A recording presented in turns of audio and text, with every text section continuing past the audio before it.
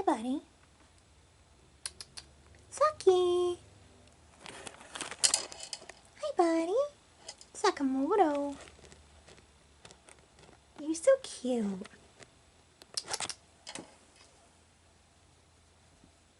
What a good boy. Oh, there's another country heard from him. Hey folks, my name is Jen, and today I figured we could talk a little bit about cooking. So, I don't know about you, if you all like to cook or hear about various different styles of cooking perhaps, or recipes and things like that. I do like cooking. I definitely enjoy baking a lot more than cooking, although I'm probably way better at the cooking portion than baking, to be honest. But I haven't really had a chance to do a lot of it over the past couple of months because of work being so absolutely insane. My husband's taken over pretty much all of the meals at this point, but sometimes I do get to do some recipes occasionally, so I just wanted to talk a little bit about... Thanks. No. She wants to go down the basement. She's not allowed down the basement. But yeah, anyway, I wanted to just go into all of the of my favorite cookbooks, and also those that I would potentially recommend if you are interested in these things. Okay, so first off, let's just go into very specific cookbooks, I guess.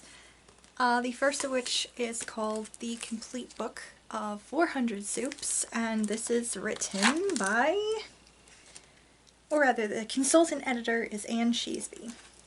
It is over 400 recipes for delicious soups from all over the world, every recipe shown step by step with over 1,600 specially commissioned photographs. If you want to hear about soups, this is where you go for it. They have how to make stock, how to prepare things, garnishes, things like that. Chilled soups is not something that I really knew a ton about before I started reading this. I thought that was just something that fancy people did at like dinner parties in the, I don't know, 30s or something. But this has some very interesting recipes. I have made one of them. I made Miami chilled avocado soup, and it's really good. Yeah, anyway, there's like all different kinds of soups. Carrot, cauliflower, chilies, things like that. They have creamy vegetable soups, chunky vegetable soups, legumes, which honestly I'm kind of iffy about. You have tofu soups, fish soups. There's like miso stuff in here, French onion soup, which is like one of my favorite ever. All different kinds of stuff, all recipes from all over the world. I picked this up at a thrift store. I'm sure you can probably find it somewhere online, but yeah, if you're interested in like soup, if that's something that you really love, I would recommend checking this out or checking something similar to this out, because as you can see, I have a lot of pages bent down of stuff that I want to try, or stuff that I have tried, but it's pretty good. The next very like specific thing I can recommend would be something else that I found at the thrift store actually. It's the Great American Cookie Cookbook. Like, look at this chunky monster. Like, you could kill someone with this thing. This comes out around Christmas time every year because I'm always looking for different ideas. Of course, honestly, I usually make like the staples, like the peanut butter blossoms, or just straight up peanut butter cookies or gingerbread. But if you wanted to like branch out, there is so much going on in here. The pictures are also pretty great. You've got your chunky cookies, got your cookie bars, got whatever the hell these things are. It's like brownies and stuff like that. Interesting things that look like peanut butter sandwiches. Like, it's just absolutely great. I will have to say the one downside is that there are so many recipes in here, but some of them are extremely similar, and it's just basically a matter of sometimes just adding one ingredient that changes the cookie, but it's basically the same as like 3 other cookies in there. So you'll see a lot of the same kind of deal. However, they are pretty awesome, and I am not very artistic when it comes to baking, so I just look at stuff like this that looks really cool with the kitty cookies and think, wow, that's really awesome. I'm gonna be that cool mom one day. No, I'm not. They're gonna look very sad, but it's nice to look at anyway, and there are some pretty great cookie recipes in here. So if you have like a particular diet that you're sticking to, or just trying to be more healthy, my aunt gave me a bunch of her old cookbooks, and one of these was the Better Homes and Gardens New Dieters Cookbook. It's got recipes that are just a little more healthy than, like, admittedly, a couple of the other cookbooks that I have here. My husband and I have tried a bunch of recipes from in here. Some of them were not quite to our liking, but other ones were actually really good. This one we make a lot. It's creamy beef and onion. It's basically just like ground beef, onions, mushrooms. You saute them up with like this gravy thing, and you put it over rice, and it's really good. Got like soups and shellfish and casseroles and various things in here. Breakfast and brunch things. There are breads and desserts, but we haven't really tried any of them because they honestly did not seem like it's that great, to be honest. They didn't really seem that appealing, but some of the things are pretty good. Oh, this one's also really good. She is an apple stuffed chicken. You just roll it up around. It sounds maybe gross, but I don't know. It's really tasty. If you're looking for something that's a little bit more healthier, I would recommend checking out something like this. The dishes are pretty good. Some of them seem a little iffy, but others are pretty tasty. So my husband is actually gluten intolerant, so we try to not really cut gluten out entirely, because he does like to cheat sometimes and have like bagels or various things. But we do try to be kind of careful with the amount of gluten. So we have a couple of cookbooks that are fairly useful for that kind of thing. In general, I have a couple here. One is the Gluten-Free Bible, which is an all-in-one guide to enjoying fabulous food without gluten. This, as you can see, there's some stuff saved in here. This has some pretty good dishes. Some of them again are just kind of, they don't really sound that great. But other dishes in here are really good. For example, this is one we like. It's an apple raisin like oven pancake. We do a different version of this because we're both kind of iffy on raisins. I mean, we like raisins, but we don't always like raisins. So, yeah, it's basically like a baby apple. We make that kind of thing pretty frequently. There's a good baking section in here, like gluten-free corn muffins and raisin bread and gluten-free pizza, which is like a big thing. It has this recipe for moussaka, which I'm kind of fascinated with because I really like Greek food, but I've never actually made Greek food, so I'm interested. But yeah, it's got some really good suggestions and things like that in here for gluten-free recipes.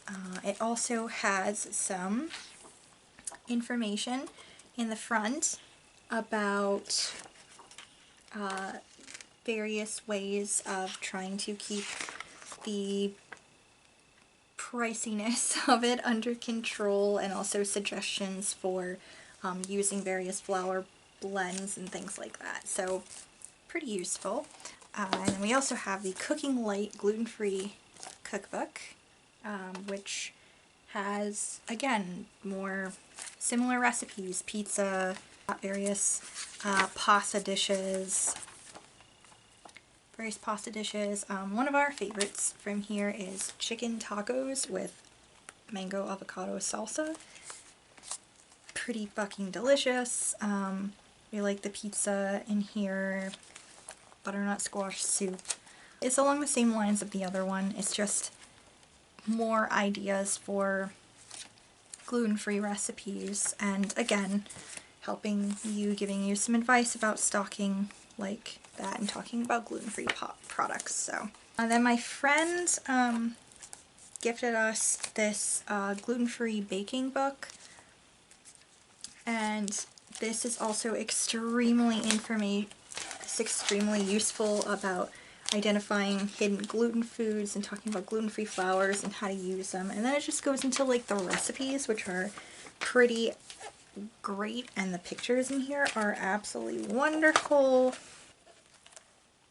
Are pretty great. Like, this looks fucking wonderful. I wish my husband liked bananas because this would be delicious. This upside down banana and maple syrup cake, which, by the way, upside down cakes, how do people do them? Because I've tried a couple and they've fucked up. Like, so how do you do this correctly? And some of these get really fancy, like glazed brandy and date bread and butter pudding. Like, that's crazy.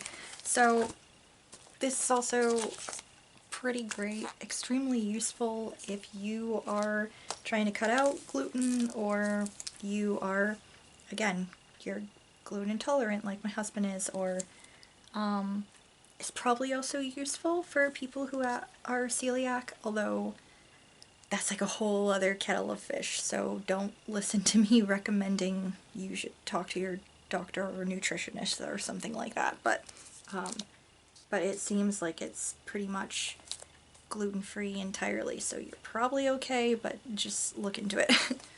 We have some other cookbooks, which I kind of inherited from my grandma, and they're like just home cooking, basically home cooking cookbooks that I end up using quite a bit. One of these is In a Vermont Kitchen, and this is by Amy Lyon and Lynn Andreen, and this is pretty great. It works with the seasons, and it comes up with menus, like suggestions on what you can have. So for example, here for spring, a menu is late night supper. They suggest creamy sorrel soup, fiddlehead and chicken sauté, mixed green salad with toasted pecans and honey vinaigrette, crusty bread, and maple magic mousse. They also have another one which is like Thanksgiving.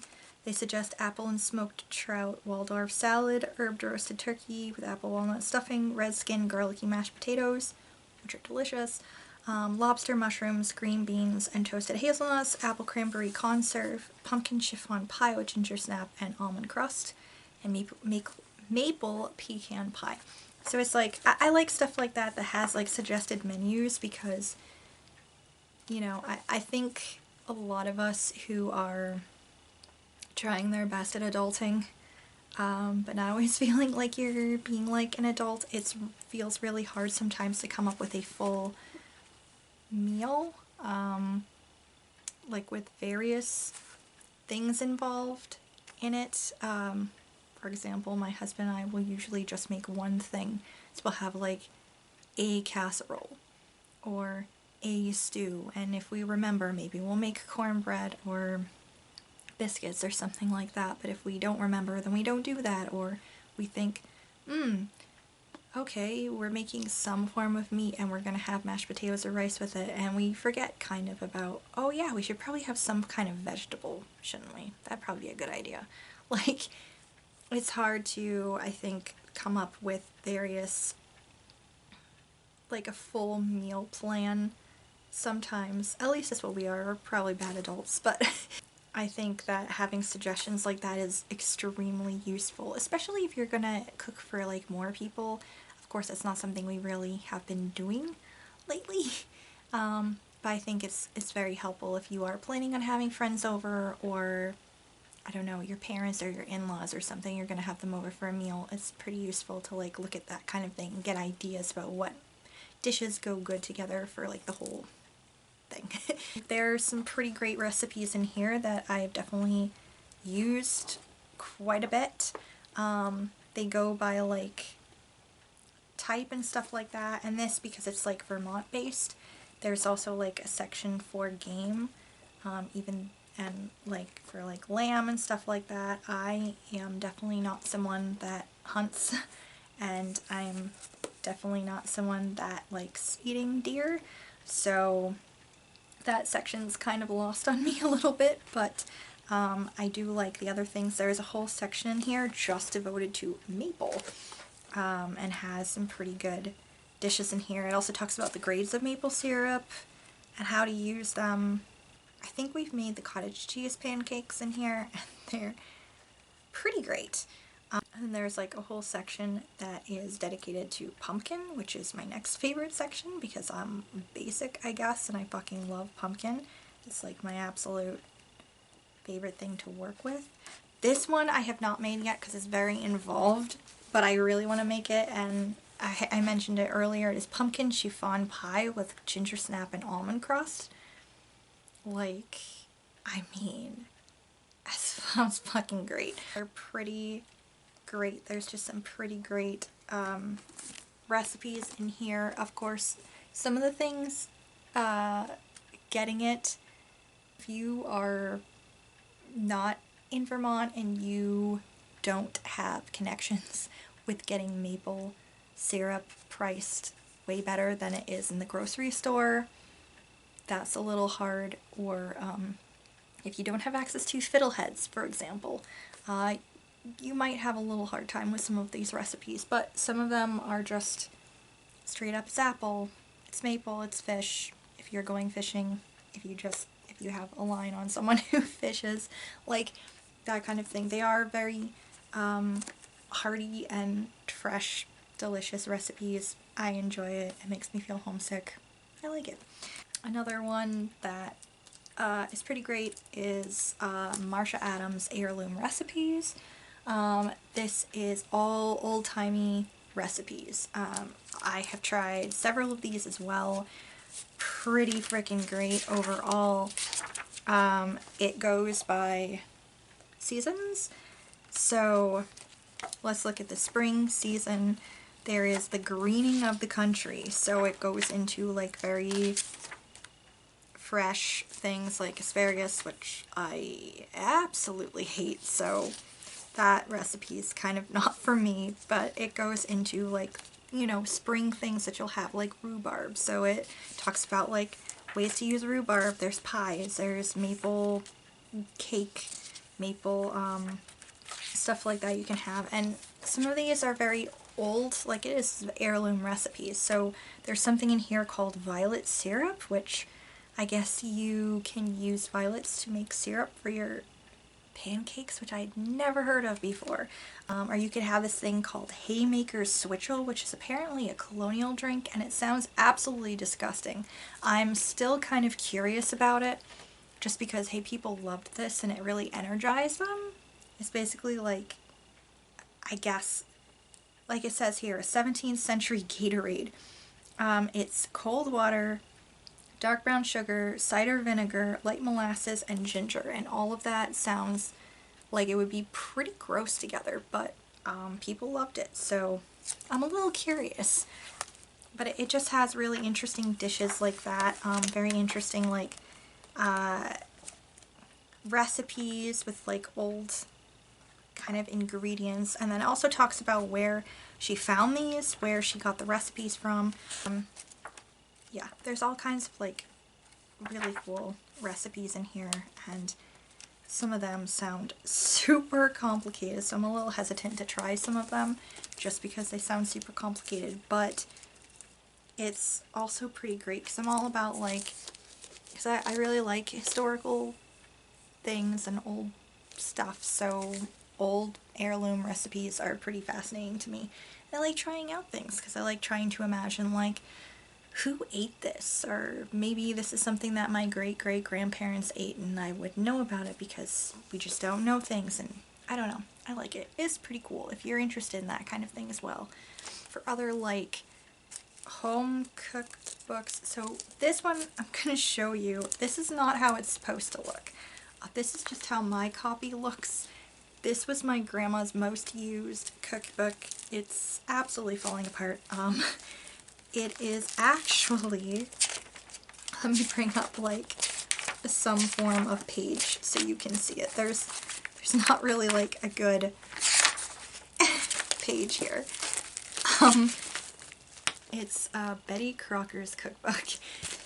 It is the version from 1975. So as you can imagine, a lot of the recipes in here have just a lot of shortening, which is not something I really like cooking with.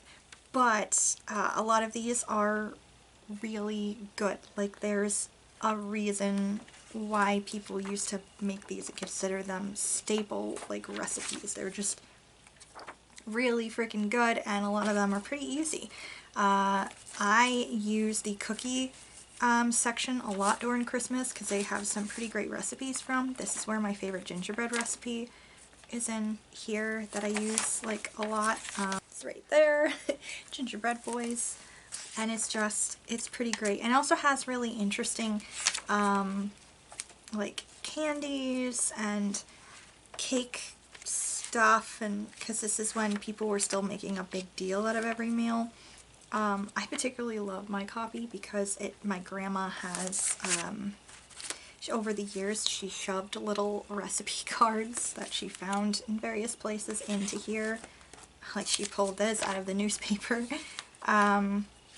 Or it's got like her little commentary on ways she changed the recipe, or just saying delicious, you know, stuff like that. So it's really special, but I would say just a straight up like Betty Crocker cookbook, like there's a reason that she still exists in general.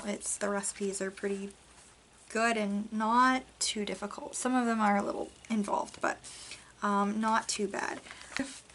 A section that I find really pretty great in here, and see, I've started to do it. I've got like stuff in here. Also, look at that. I'll have to show you the photos because they're just, it's so 70s.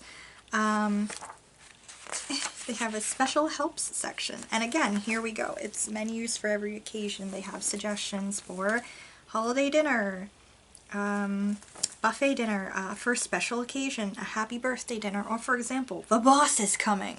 So they suggest celery Victor, steak Diane, twice baked potatoes, fried zucchini, and apple pie.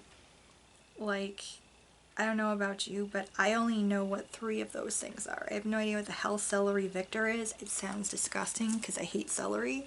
And steak Diane, like who even makes that shit anymore? What is that? You know, but it's very interesting. They have this kind of like just suggestions and things. And there's also like an entire beverage section, which is pretty cool. And then they have this, which is just so 70s. Like, look at this, table service. It's like suggestions on how to make it up, and it's just like, wow.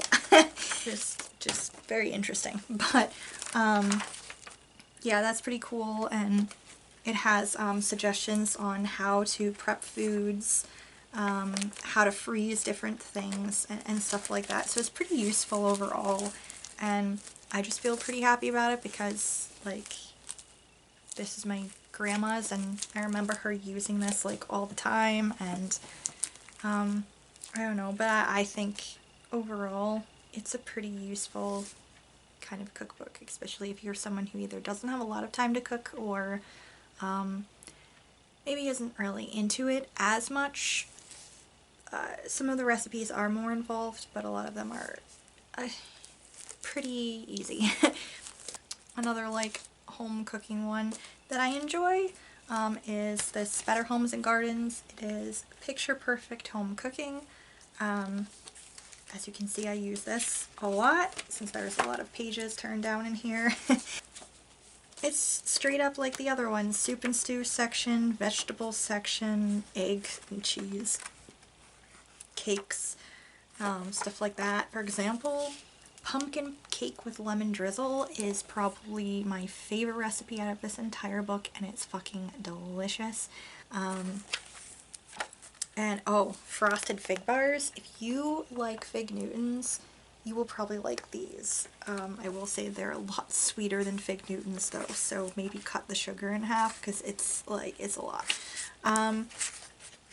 Yeah, a lot of the stuff in here is just pretty great. Honestly, for the most part, I use this book for the desserts and the candy and cookies side of it, but it also does have some pretty great like cooking, like actual meal recipes as well. And then there's also I like this stuff, kid cooking, so it's like a kind of bright, colorful, and like easy section of fun recipes to do with kids to get them into cooking. It also has a lot of great tips in the background as well. The back of the book, it has pretty useful overall, and I really enjoy it. The last of like the home cooking bunch of cookbooks that I have is this chunky boy, and this one I do have to say, while I like the recipes in here, I've only made a couple just because logistically how it is to get ingredients. So this is the New American Table, and it is by Marcus Samuelsson, which you probably know him from like TV. I think he was on oh, Iron Chef or something like that. He was on some kind of like cooking, he was like a judge on some kind of cooking thing. This was my school's graduation present to us when we graduated from college. He was like the speaker at graduation, so there's like all kinds of signatures in the back from the school. But this, I love this, like the idea of it and like the photographs. So this is very much about, it's called the New American Table, because this is taking like your basic like American recipes and then like kind of bringing in different cultures into it and putting a spin on it, or taking those culture ones and putting an Americanized spin on it. And it's just, it's really fascinating. The pictures are pretty great. Yeah, the recipes in here are pretty good. I haven't tried, like I said, too many of them, just because logistically it hasn't worked out so well with some of these recipes. Like I've made the latkes, like we really liked the latkes. They're really good. There's like a cocoa recipe in here that's really good. And then one of my favorite things that I think is pretty cool is the like first section in here, which is all about like sauces and stuff. And it is pretty useful if you can get the ingredients. They've got like avocado mayo and spicy ketchup, and how to make your own peanut butter, how to make different chutney, roasted garlic. This one's pretty cool, nori spice blend. It's how to make that. It's how to make a chili garlic paste, barbecue sauce, salad dressing, green salsa, sofrito. Like it's pretty useful. Like I said, I really enjoy this, but some of the recipes they don't have them in the grocery store, so the only downside is that if you wanted to make anything from this book, you probably have to either live in a city where you had access to various, I guess, corner stores in certain areas, or access to Chinatown or something like that to get some of the ingredients.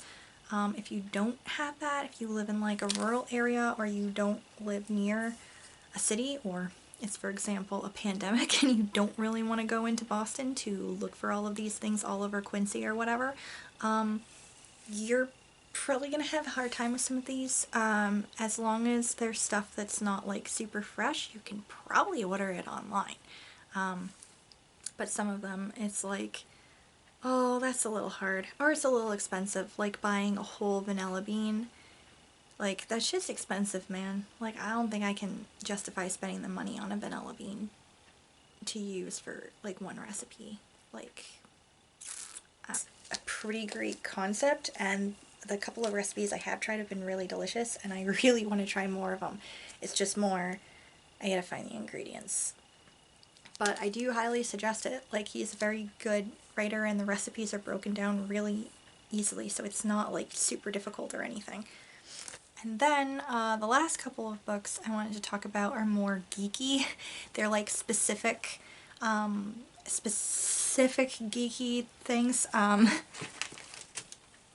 So first off, we have one that I've used it for a couple of get-togethers with friends, and I've also used it just in general, and it is the Geeky Chef Cookbook. My brother got me this a while ago. It's by Cassandra Reeder, and yeah, it's exactly what it says it is. There's a beverage area, there's non-alcoholic and alcoholic. For example, this tells you how to make blue milk from Star Wars, or butterbeer from Harry Potter, and let me tell you, this is like killer. It's pretty great. They've got then the alcoholic drinks. So for example, hot spiced wine from like Game of Thrones, ambrosia from Battlestar Galactica, or my personal favorite, which we haven't tried yet but sounds interesting, Pan-Galactic Gargle Blaster, and this is from Hitchhiker's Guide to the Galaxy. Then it also goes into like various snacks, desserts, things like that, entrees, baking pancakes from Adventure Time, the Deeper and Ever pie from Redwall, cakes and cupcakes, for example. So they've got cauldron cakes from Harry Potter, which are very good, by the way. That recipe's pretty great. There's also Turkish Delight from Chronicles of Narnia, the Air Nomads fruit pies from Avatar, pumpkin pasties from Harry Potter, sea salt ice cream from Kingdom Hearts. Like, it's a fascinating like little book if you're into like super geeky stuff or you just want to try recipes out. I highly recommend this. Otherwise, my last couple of specific ones, here's one we just barely got. We haven't really made too much from here yet because we just barely bought it, but it is Cook Anime, and this is by Diana Alt. It says, eat like your favorite character from bento to yakisoba. This is pretty great. So not only does it show you the recipe, but it also will give you some facts, anime facts, food facts, and it will also talk about, hey, this is what we saw it in, here's some other anime that it also appears in. For example, let's see here. Miso shashu ramen, so noodle soup with braised pork and miso broth, just like what you probably see in an anime.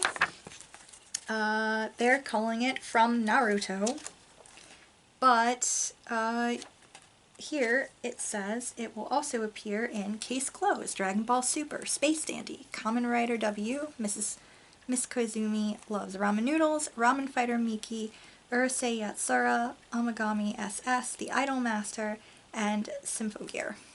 And there's udon and nabi and just all different kinds of really yummy things. Bento is something that I specifically got this cookbook for. Besides wanting to learn more about specific dishes and trying to figure out how to make them, I also really wanted to have something that would show me how to make bento, because I love it. It's freaking adorable, and all of the food sounds really delicious, and it goes into all of that, like how to make apple bunnies, usagi ringo, taco sausages, so like the ones that are, it's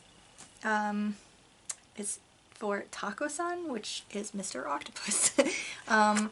It's how to make just all these fucking really dishes. They got street food, so that's something that I also really love. Like these, fucking phenomenal. So it'll just show you how to make all of these. This thing, okonomiyaki, like, it's a cabbage pancake. They always look so delicious when I see people getting them. Like, just It's pretty great. I'm super excited to figure out all of these. Of course, again, we have the issue of if you can't find the ingredients, what do you do?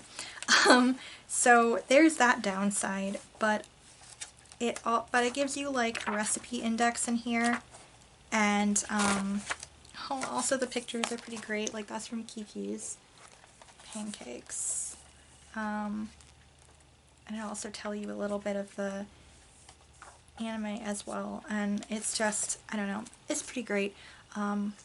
Recipes seem pretty awesome. I'm very excited to do more of them. This cookbook I have to talk about is the Bob's Burgers cookbook. We were gifted this a couple of years ago because we enjoy Bob's Burgers. This is Real Recipes for Joke Burgers. This is by Lauren Bouchard and the writers of Bob's Burgers. The Human Polentipede Burger. This one, which we haven't tried but looks great. I love this because if it's in a specific order, it will show you how to put it together. Like this is the Bet It All on Black Garlic Burger. We've got the We're Here, We're Gruyere, Get Used to It burger. Just very punny stuff. Don't Go Brockin' My Heart burger. Parma, Parma, Parma Chameleon burger. The Rest in Peas burger, which this one, and it'll tell you what episode it's from. Like for example, this one is from season 1, episode 3, Sacred Cow, and it's a veggie burger. There's some of these in here are veggie burgers, so if you are more vegetarian inclined, there you go. This one we've tried. It is the Don't You For Cheddar About Me burger, season 3, episode 13, L'Independent Woman. It's pretty great. It tells you how to put it together. It's really fucking delicious. We've tried a couple of the others in here. I can't find one of the other ones we tried, but it was really, really delicious. They're hilarious. Some of them are pretty involved because they're fancy burgers, but they're really good. Like we've tried like 2 or 3 out of here, and they're just really good. So yeah, I would say if you love Bob's Burgers and you're interested in trying some of these joke burgers, try it because they're really delicious. Like the combination might sound kind of weird when you're looking at it, but when you're actually eating it, it's really good. So those are my favorite cookbooks. Cookbooks that I would most definitely suggest. If you want to find some way to make easy recipes, or you want to branch out, or you are very interested in very specific cooking things, or very interested in geeky cooking, yeah, if you're into any of that, you'll probably enjoy these books. So that is what I would suggest. I hope you enjoy taking a look at these and hearing me talk about cooking and recipes and stuff like that for a little bit. Let me know down below if you have any suggestions for other specific cookbooks and things that I could check out. Let me know what your favorite cookbooks are. I hope you are having a great weekend, and see you next time, guys.